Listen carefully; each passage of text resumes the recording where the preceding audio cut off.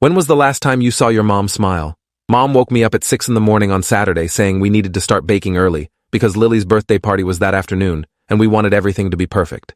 She seemed happier than she'd been in weeks, humming while she tied her apron and pulled out all the mixing bowls from the cabinet.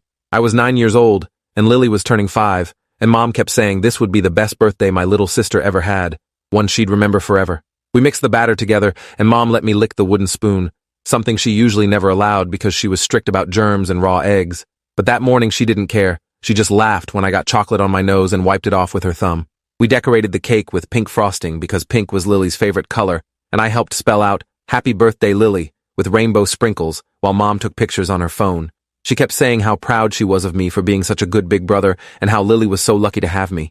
Then she told me to go write a special card for Lily while the cake cooled, something about how much I loved being her big brother and all the things we'd do together as she got older. I sat at the kitchen table with colored pencils and spent almost an hour writing 3 pages about how I'd teach her to ride a bike and play soccer, and how I'd always protect her from bullies at school. When I showed Mom the card, she read every word carefully and then started crying, but she was smiling at the same time, so I thought they were happy tears. She hugged me so tight I could barely breathe and kissed the top of my head about 5 times, which was unusual because Mom wasn't typically that affectionate. Dad was always the hugger in our family. Then Mom looked at her watch and said she needed to run to the store real quick to get birthday candles and party hats because she'd forgotten to buy them yesterday. She asked me to watch Lily, who was still sleeping upstairs in her room, and made me promise not to let her come downstairs until Mom got back because she wanted Lily to see the decorated living room all at once as a surprise. I promised I would, and Mom kissed my forehead one more time, holding my face in both her hands and staring at me with this intense look I didn't understand. "You're such a good big brother, Caleb," she whispered. "Take care of your sister, okay? No matter what happens, you take care of Lily." I thought it was a weird thing to say since she was just going to the store, but I nodded and she grabbed her purse and car keys. I heard the garage door open and her car start up, and then she was gone. That was around 9 in the morning. By 10:30, I started getting a little worried because the store was only 15 minutes away, and she should have been back by now. Lily woke up around 11 and came downstairs asking where Mom was and when her party was starting. I told her Mom went to get supplies and would be back soon, trying to sound confident, even though I was starting to feel anxious in a way I couldn't explain. We sat at the kitchen table with the birthday cake between us, both of us dressed in the nice clothes Mom had laid out for us the night before. Lily kept asking if she could have a piece of cake, and I kept saying we had to wait for Mom and the candles. By noon, I called Dad at his office downtown because I didn't know what else to do, and I was really scared now that something had happened to Mom. Dad answered on the second ring, and I could hear papers shuffling in the background and other people talking. "Hey buddy, what's up? Is everything okay?" His voice sounded normal and relaxed, like it was just a regular Saturday, and he had no idea anything was wrong. I told him Mom had left 3 hours ago to get birthday supplies and hadn't come back yet, and I didn't know what to do because Lily was asking for her, and I was supposed to be watching her, but I was worried. There was a long silence on the other end of the phone, so long that I thought the call had dropped. But then Dad's voice came back and it sounded completely different, tight and strained like he was having trouble breathing. "Stay right there with Lily. Don't go anywhere. I'm coming home right now." He hung up before I could ask any questions. Dad got home 20 minutes later, which meant he must have driven way faster than he should have because his office was normally 30 minutes away. He came through the front door looking pale and scared in a way I'd never seen before. His tie loosened and his shirt wrinkled like he'd been pulling at it. He saw me and Lily sitting at the kitchen table with the birthday cake and stopped in the doorway, just staring at us with this expression that made my stomach hurt. "Where's Mom?" Lily asked him, swinging her legs under the chair. "When is my party starting?" "Caleb made me a really long card and I want to read it, but he said I have to wait." Dad didn't answer her. He just walked past us toward the stairs, and I heard him running up to the second floor. I heard doors opening and closing, drawers being pulled out, and then this sound that I'd never heard my father make before, something between a gasp and a sob. He came back downstairs a few minutes later, and his eyes were red.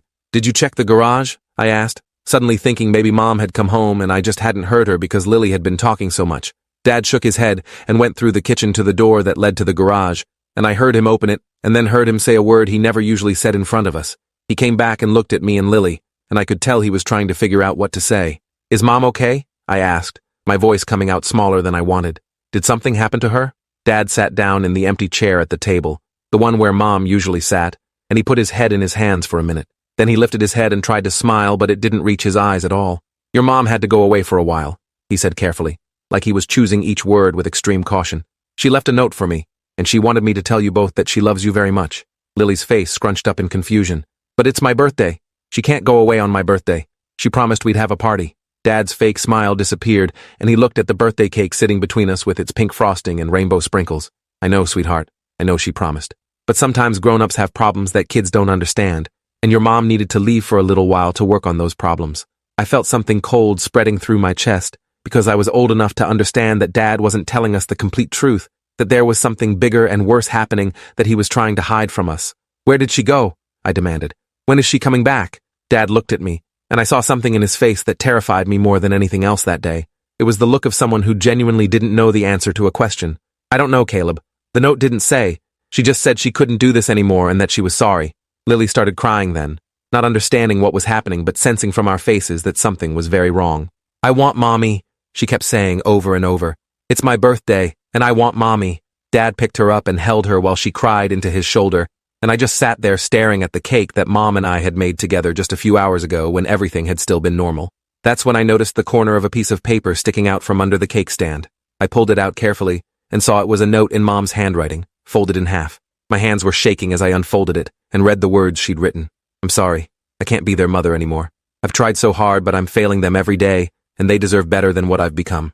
Tell them I love them. Tell them this isn't their fault." The cake was the last good thing I could give them. I showed the note to Dad and watched his face crumple as he read it. He set Lily down gently and went to the kitchen counter where Mom kept her laptop, opening it and typing in her password. I saw him checking her email and her bank account, his face getting more and more tense with each click. "She withdrew all the money from our joint savings account yesterday," he said quietly, more to himself than to us. "She's been planning this." He called Mom's cell phone and we all heard it ringing from somewhere upstairs. He went up and came back down holding her phone, which she'd left on her nightstand deliberately so he couldn't track her or call her. He tried calling her parents, my grandparents, but they said they hadn't heard from her and didn't know where she'd gone. He called her sister Aunt Melissa, who lived 2 states away, and I heard him explaining the situation in a low, urgent voice while pacing around the living room. When he hung up, his face told me that Aunt Melissa didn't know anything either. "I need to call the police," Dad said, pulling out his own phone. But then he stopped and looked at me and Lily, and I could see him trying to decide what to do. If he called the police, he'd have to explain everything to them, and that would make it real and official that our mother had abandoned us. If he didn't call them, he'd have no way to find her or know if she was safe. He ended up calling them, and 2 officers showed up at our house about 30 minutes later. They were nice to us, but I could tell from their faces that they'd seen situations like this before, mothers who just left one day and didn't come back. They asked Dad a lot of questions about whether Mom had been depressed or acting strange lately, whether they'd been fighting, whether there was anyone she might have gone to stay with. Dad tried to answer everything honestly, but I could hear the frustration in his voice because he clearly didn't have the answers they needed. One of the officers, a woman named Officer Patricia Reeves, knelt down to talk to me while the other one talked to Dad in the kitchen.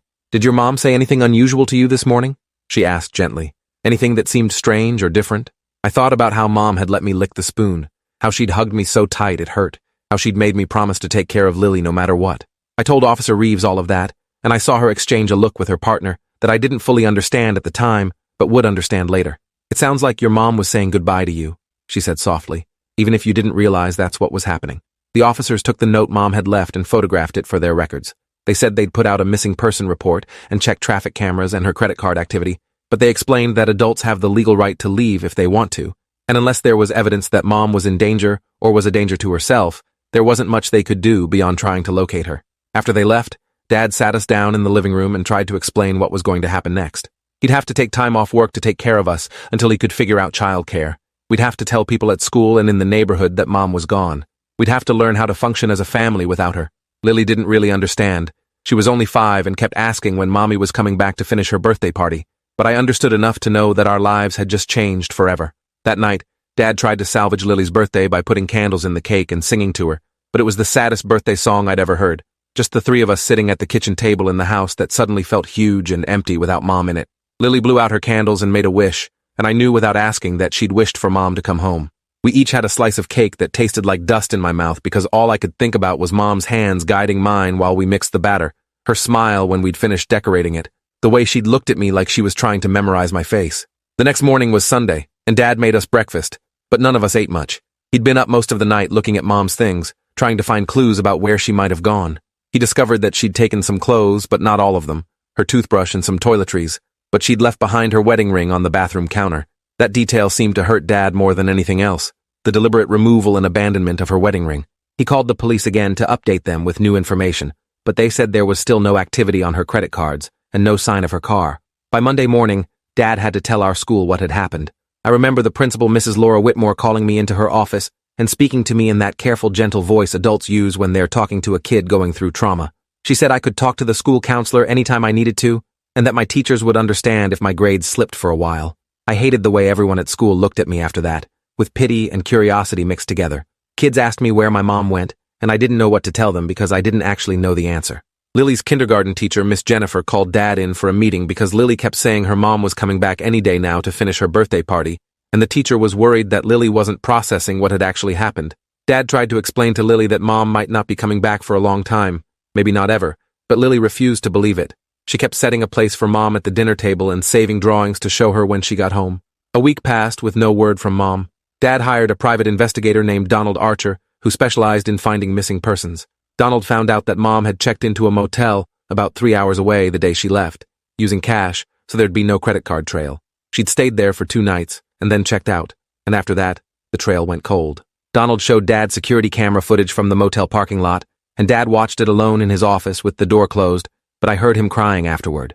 Another week went by, and then another. The police told Dad they were moving mom's case to inactive status because there was no evidence of foul play, and she was clearly leaving of her own free will. They suggested Dad file for divorce and custody on grounds of abandonment if mom didn't return or make contact within a certain time period.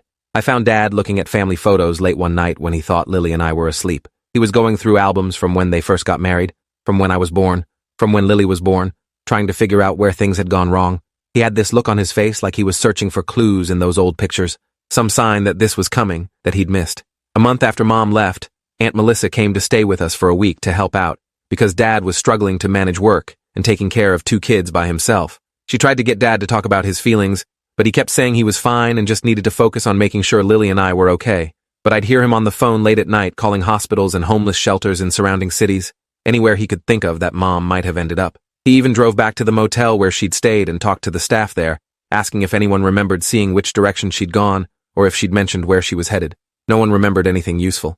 By the time 2 months had passed, our house had settled into a new, horrible normal. Dad had hired a nanny named Colleen Ward who picked Lily and me up from school and stayed with us until Dad got home from work. Colleen was nice, but she wasn't mom, and every day when she showed up at school to collect us, I felt this sharp reminder that mom was gone. Dad stopped looking at her laptop and stopped calling her family to check if they'd heard anything. He packed up all of mom's things that she'd left behind and put them in boxes in the attic, not throwing them away, but getting them out of sight so we wouldn't have constant reminders. Lily slowly started to accept that mom wasn't coming back to finish her birthday party. She stopped setting a place for her at dinner and stopped talking about her as much, which was somehow worse than when she'd been in denial. It meant she was starting to forget, starting to adjust to life without a mother. I caught Dad crying in the garage one Saturday afternoon when he thought no one was around. He was sitting in his car just staring straight ahead with tears running down his face. 3 months after mom left, Dad's lawyer Jeremy Walsh called to say that mom had sent paperwork to a law office requesting a divorce. She didn't provide a return address or contact information, just had the papers delivered through a series of legal intermediaries that made it nearly impossible to trace where she actually was. The papers stated that she was relinquishing all parental rights to Lily and me, and that Dad would have full custody. She didn't ask for visitation rights or any involvement in our lives. The divorce settlement she proposed was that Dad could keep everything, the house and the cars and all the bank accounts. She wanted nothing except to be released from the marriage and from being our mother. Dad signed the papers with shaking hands while I watched from the kitchen doorway. Did she say anything else? I asked. Did she explain why? Dad shook his head without looking up from the papers. Just legal language about irreconcilable differences and inability to fulfill parental responsibilities. Nothing personal. Nothing that helps us understand. Jeremy took the signed papers and said he'd file them with the court and that the divorce would probably be finalized within another month or 2. After he left, Dad finally broke down completely. He sat at the kitchen table where we'd had Lily's birthday cake 3 months ago, and he cried harder than I'd ever seen anyone cry. I failed her somehow, he kept saying. I must have failed her, and I didn't even realize it. I wanted to comfort him, but I was only 9 years old, and I didn't know how to help an adult who was falling apart. I just stood there watching my father cry and feeling helpless and angry at mom for doing this to all of us. 4 months after she left, we got a letter in the mail with no return address. It was addressed to me and Lily in mom's handwriting, and Dad opened it carefully like it might explode. Inside was a single page. Mom had written, "Dear Caleb and Lily, I know you probably hate me and I don't blame you. I hate myself for what I did, but I need you to understand something even though you're too young to fully understand it now. I was drowning. Every single day I woke up and felt like I was drowning and I couldn't breathe and I couldn't see a way out. It wasn't because of you or because I didn't love you. You two are the best things I ever did in my life. But somewhere along the way, I lost myself completely, and I didn't know who I was anymore besides someone's wife and someone's mother. I tried to be strong and I tried to keep going, but on Lily's birthday morning I woke up and realized I had a choice. I could stay and keep drowning until I did something much worse to hurt you, or I could leave and give you a chance to have a better life without me dragging you down. I chose to leave because I thought it was the lesser evil. I thought you'd be better off with your dad who is strong and capable and won't fail you the way I was failing you every day. That birthday cake was my way of trying to give you one last good memory of me before I disappeared. I wanted you to remember me smiling and happy, not the broken person I'd become. I hope someday when you're older you can forgive me. I hope you have amazing lives. I hope you forget about me and move on because that's what you deserve. I love you more than you'll ever know. Mom. Dad read it twice and then handed it to me. I read it and felt anger burning in my chest because how dare she talk about drowning and being broken when she was the one who chose to leave. She made the choice to abandon us instead of getting help or talking to someone or doing literally anything else besides baking a cake and disappearing. Lily was too young to read it herself, so Dad had to read it out loud to her in simplified language. And she asked why Mom couldn't have just told us she was sad instead of leaving. Adults don't always make sense, sweetheart, was all Dad could say. We never heard from Mom again after that letter. Dad kept the letter in a safe place even though I told him I wanted to throw it away. He said someday we might want to read it again when we were older and could understand it differently. The divorce was finalized 5 months after she left. Dad got full custody of us, and Mom's parental rights were legally terminated.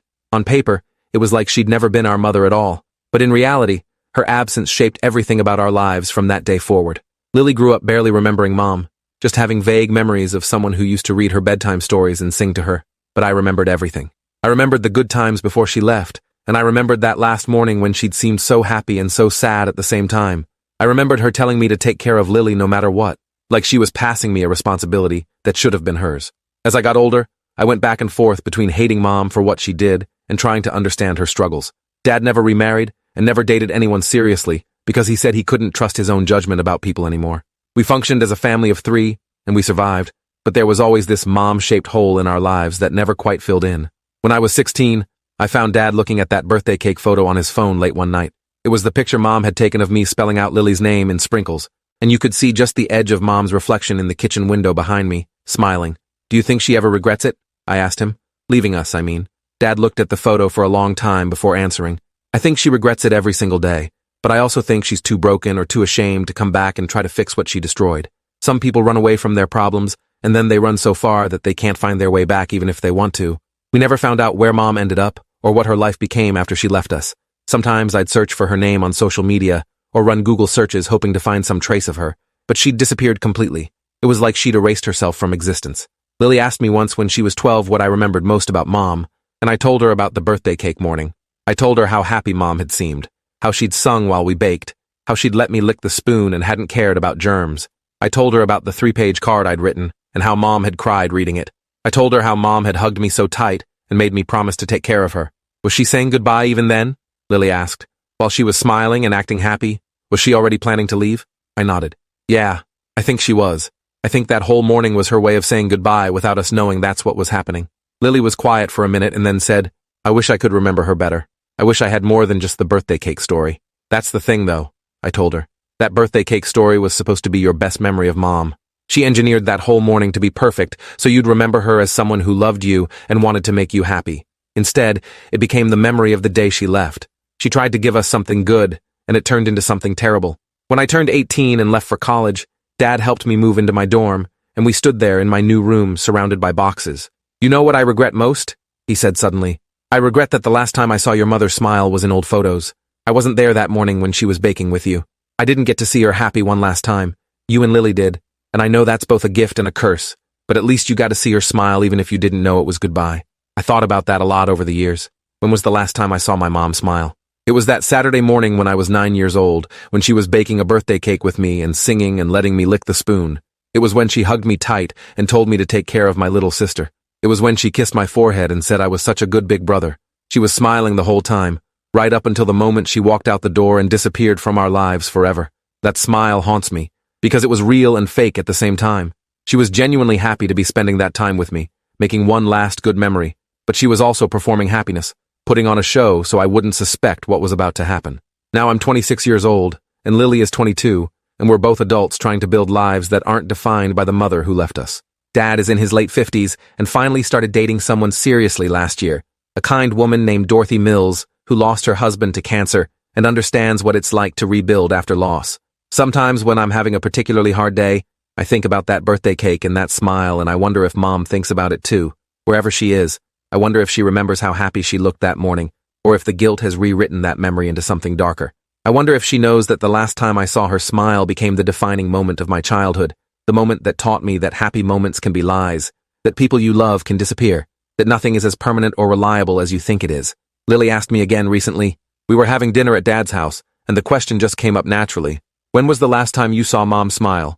And I told her the same story I've told her dozens of times before, about the birthday cake and the pink frosting and the rainbow sprinkles. But this time, I added something I'd never said before. The last time I saw Mom smile was the morning she left us.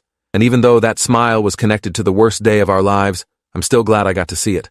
Appreciate you watching this far. If you enjoyed it, drop a like, leave a comment, and subscribe so you won't miss the next story.